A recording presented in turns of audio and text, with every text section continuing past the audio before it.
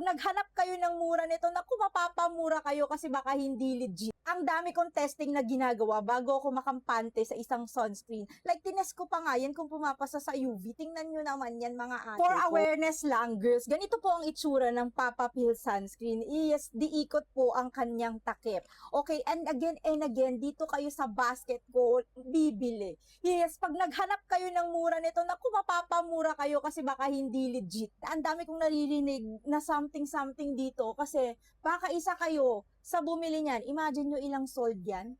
Yes, 10,000 sold yan. Nako, ang hirap kapag hindi totoo ang inyong mabibili, mga ate ko, sayang ang pera nyo. And again, hindi nyo alam kung nakaka-protect ba yan talaga ng skin nyo. Ito po kaya medyo mahal sa pakiramdam nyo dahil ito po ay merong 4 na UV filters. Yes, ganyan siya kaganda sa skin. Nakita nyo?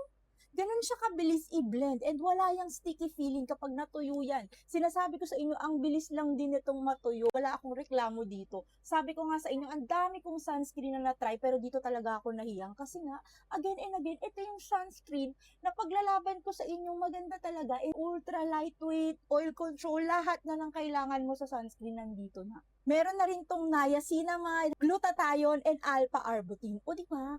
Kumpleto, Ricados ka na dito sa sunscreen na to. Huwag niyong kalimutan maglagay ng sunscreen sa leeg kasi importante yan. Ganyan na siya kapag natuyo na sa skin mo. Kaya no, kahit ganyanin mo yan, mga ate ko, walang peeling yan. Yes, hindi yan nagpuputi-puti. Kahit medyo mahal to compare sa iba, pero alam kong protektado yung skin ko from the sun. And of course, alam kong napakaganda ko kahit wala akong makeup. Para sigurado kayo sa basket ko kayo bumili, huwag na kayo maghanap ng mura. Yan talaga yung presyo niyan. Yun lang, mga girls, bye-bye!